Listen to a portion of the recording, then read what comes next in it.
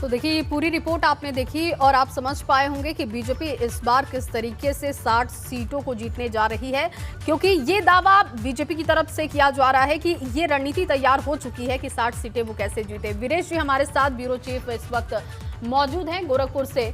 वीरेश जी, क्या तैयारी है, कितने बजे जेपी नड्डा पहुंचेंगे, और जो दावा किया जा रहा है कि 60 सीटें इस बार बीजेपी जीतने जा रही है, तो ग्राउंड पर इसको लेकर स्थिति क्या है? देखिए, यहाँ पर राजा आ रहे हैं, राजा में से एक आ रहे हैं। आप पूछे कौन से राजा आ रहे हैं? क्योंकि राजा जैसे तैयारी है। राजा मतलब र से राजनाथ सिंह, अ से अमित शाह और ज से जेपी नड्डा। जी हाँ, भारतीय जनता पार्टी ने 2022 फतह के लिए राजा की टीम बनाई है। इसे त्रिदेव भी कह सकते हैं। जी हाँ, बूथ सम्मेलन के लिए भारतीय जनता पार्टी ने 6 क्षेत्र को बांटा है। 2 क्षेत्र जेपी नड्डा के पास है, उसकी पहली बैठक है, यानी गोरखपुर और कानपुर, और पश्चिम और ब्रज अमित शाह के पास है। अवध और काशी क्षेत्र राजनाथ सिंह के पास है। तो इस राजा की पहली बैठक यहां पर है। तो राजा जी आ रहे हैं, इसलिए राजा की ये तैयारी देखिए। 30,000 से ज्यादा कुर्सियां लगी हैं और ये मंच भव्य सजा है। मुख्यमंत्री भी आसीन होंगे, धर्मेंद्र प्रधान, राधा मोहन सिंह भी आसीन होंगे, और स्वतंत्र देव जी तो रहेंगे ही क्योंकि प्रदेश अध्यक्ष हैं। लेकिन तैयारियों का जायजा लेते हुए डॉक्टर धर्मेंद्र सिंह, जो यहाँ के अध्यक्ष हैं, क्षेत्रीय अध्यक्ष गोरखपुर क्षेत्र के हैं, वो लगातार सक्रिय हैं, क्योंकि इन्हीं की देख रेख में ये भव्य तैयारी, जो आप फूलों से साज सज्जा देख रहे हैं, ये मंच सज्जा देख रहे हैं, ये कुर्सियों को देख रहे हैं, तो लगातार डॉक्टर धर्मेंद्र सिंह जी एक्टिव हैं इस पूरे मामले को लेकर। और जाहिर सी बात है, जरा इनसे सवाल कर लेते हैं कि भाई जो आप तैयारी किए हैं वो है तो बड़ा शानदार और जोरदार, लेकिन एक मन में सवाल है डॉक्टर साहब, आप कौन से डॉक्टर हैं, पीएचडी वाले का ऑपरेशन वाले? मैं मैथमेटिक्स से, गणित से पीएचडी किया हूँ, शिक्षक होने के नाते। गणितज्ञ हैं वैसे आप? नहीं, गणितज्ञ नहीं, गणित से मेरी पीएचडी है, और ये study of shock wave problem, जो प्रघाती तरंगों पर पीएचडी है, उत्तर प्रदेश की दूसरी पीएचडी है हमारी। चलिए, आप गणितज्ञ भी हैं, गणित से पीएचडी भी हैं, तो जाहिर सी बात है एक एक संख्या आप मिलाकर यहाँ पर आयोजन के लिए, सफल करने के लिए आप लगे हुए हैं। तो हम आपसे बात भी करेंगे, आपके साथ भी चलेंगे, आयोजन के बारे में पूछेंगे भी, इसके महत्व को भी दिखाएंगे। इन कुर्सियों को देखिए और इन तैयारियों को देखिए, ये पूरे गोरखपुर को सजा दिया गया है पोस्टर बैनर के साथ। देखिए, ये जो तैयारी है, ये कितने मंडल के जो आपके अध्यक्ष आ रहे हैं, बूथ लेवल के कार्यकर्ता आ रहे हैं, जो कितनी सीटें यहाँ पड़ती हैं, कैसे पिछली बार आपका रिकॉर्ड रहा, ये सारे जो दर्शक हैं वो जरूर जानना चाहते हैं आपकी आवाज़ से। देखिए, गोरखपुर क्षेत्र में कुल 62 विधानसभा है, और इसमें हम लोगों ने 44 भारतीय जनता पार्टी और 2 सहयोगी दलों ने जीता था। हमारे पास गोरखपुर क्षेत्र में 13 लोकसभा है और 286 मंडल हैं।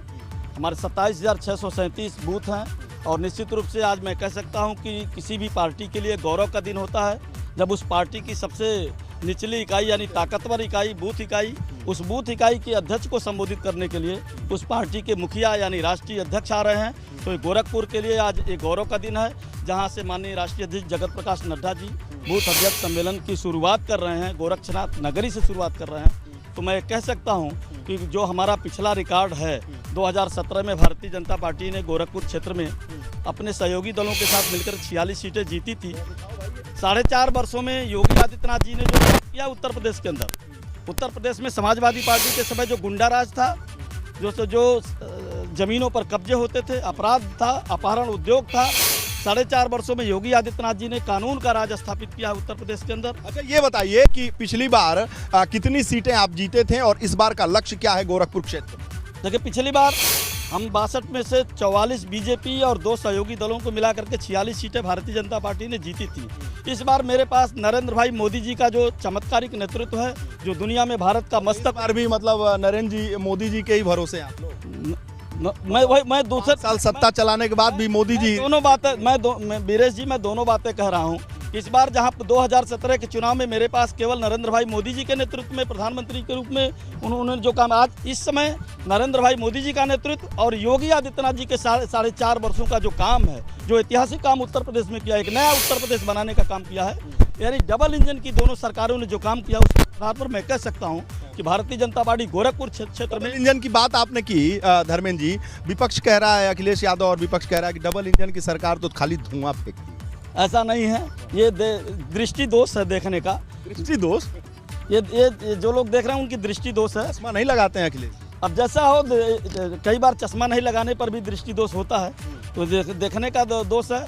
मैं कह सकता हूं कि दोनों सरकारों ने जो हमारा काम उत्तर प्रदेश में जो काम किया है और निचले लेवल तक, चाहे वो कानून का राज स्थापित करने का हो या किसी भी क्षेत्र में सड़क, बिजली, पानी, किसी भी क्षेत्र में, या 4.5 लाख जो नौकरियां नौजवानों को दी गई हैं, पहले तो सूची बन करके आ जाती थी और 5-6।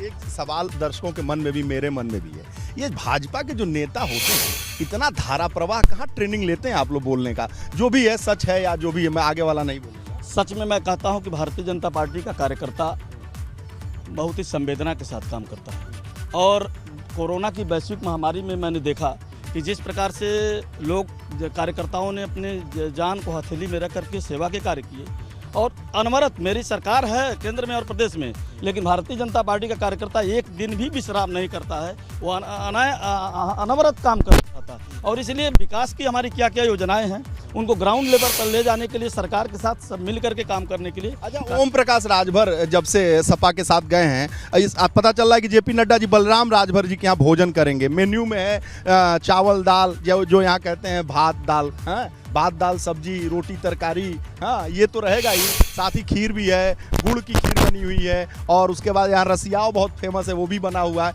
मतलब नड्डा जी हिमाचल के हैं, क्या क्या खिलाएंगे आप? देखिए हमारे पार्टी में, इसीलिए पार्टी भी डिफरेंस है, हमारे पार्टी का कोई भी राष्ट्रीय अध्यक्ष इससे बड़ा कोई दायित्व नहीं है, और वो आ रहे हैं तो निश्चित रूप से हर पार्टी का नेता जाता है तो जिस इकाई पर जहाँ कार्यक्रम में जाता है वहाँ अपने बूथ अध्यक्ष के साथ अगर समय है तो निश्चित रूप से वहाँ जलपान या भोजन पर जरूर जाता है। तो राजभर जी के यहाँ क्यों? और ये इत्तेफाक है कि हम जब बनटांगिया में संवाद करने के लिए वहाँ जा रहे हैं तो उस बूथ का अध्यक्ष बलराम राजभर है, और इसलिए हम बूथ अध्यक्ष के यहाँ अपने राष्ट्रीय अध्यक्ष जी को ले जा रहे हैं। मानिए या न मानिए, भारतीय जनता पार्टी 365 दिन और 24 घंटे राजनीति करती है भाई साहब, इसीलिए ये विश्व की सबसे बड़ी पार्टी है और मुकाबला बड़ा मुश्किल हो गया है। ये खाना भी खाते हैं ना तो उसके भी दूरगामी परिणाम होते हैं। मतलब ओम प्रकाश राजभर ने समाजवादी पार्टी से गठबंधन कर लिया, राजभर वोट के लिए विश्वविद्यालय का नामकरण हो गया और तमाम बातें हो गई। निश्चित रूप से राजभर, सुहेलदेव महाराज के लिए भारतीय जनता पार्टी ने बहुत सारी चीज़ें की हैं और आगे भी करेंगे, जैसा कि वादा भी है। और निश्चित रूप से उनकी बड़ी प्रतिमा हो या उनका जो तमाम और चीज़ें हैं, लेकिन फिर भी ये जो बलराम राजभर जी के यहाँ जाने का ये भाई मन में उत्सुकता है। पत्रकार हैं तो सवाल जरूर उठेगा कि आखिर ये कौन सा एंगल है, ये कौन सा मतलब मामला है। नहीं, अभी हमारे माननीय प्रधानमंत्री जी सिद्धार्थनगर के दौरे पर आए थे, तो हमारे प्रदेश के अध्यक्ष स्वतंत्र देव जी भी एक बूथ पर गए थे और वो पिंटू चौधरी के बूथ पर गए थे। कौन बिरादरी थे? वो कुर्मी बिरादरी थे। अच्छा। लेकिन वो हमारे आजमगढ़ में जब गए एक बूथ के अध्यक्ष वहाँ चौहान के यहाँ गए। ऐसे कहीं भी जो उस बूथ का जो अध्यक्ष है कि हम सबका साथ, सबका विकास और सबके विश्वास के आधार पर काम। जी के यहाँ भी खा लिया? हाँ बिल्कुल बिल्कुल जाते हैं, सबके वहाँ जाते हैं। ये हमारी पार्टी से कोई बिना भेदभाव के सभी वर्गों को, समाज के सभी वर्गों को लेकर हम चलते हैं, और इसीलिए बहुत बड़ी संख्या में ऐसे भी लोग हैं जो राष्ट्रवाद के मुद्दे पर देश के लिए और विकास के लिए भारतीय जनता पार्टी के साथ जुड़ते हैं। बाबू साहब और बहुत पंडित जी लोग थाली सजा के रखे हैं, लेकिन भाजपा वाले लोग खा नहीं रहे वहाँ। नहीं जाते हैं सब समाज के सभी वर्गों में, कोई भेदभाव, बिना भेदभाव के। जहाँ पर अगर कोई बूथ का अध्यक्ष है वो किसी भी जाति वर्ग का हो सकता है, किसी भी मजहब का हो सकता है, उसके वहाँ भी हमारी पार्टी के नेता जाते हैं। एक बात तो सही है, और आपने बहुत वाजिब सवाल पूछा, आपने बहुत वाजिब सवाल पूछा कि ब्राह्मण तो इंतजार कर रहे हैं कि वहां पर जेपी नड्डा जाए, उनके साथ भोजन करें, लेकिन ये चुनाव है और चुनाव के समय में मजबूरियां होती हैं, जातिगत समीकरण होते हैं, तमाम चीजों को देखना है। और उसी कड़ी में आज जेपी नड्डा जब पहुंचेंगे तो राजभर समाज के साथ वो खाना भी खाएंगे। वीरेश, आप लगातार इस पर ताजा अपडेट हमें देते रहिएगा। फिलहाल के लिए बहुत शुक्रिया आपका तमाम जानकारी के लिए।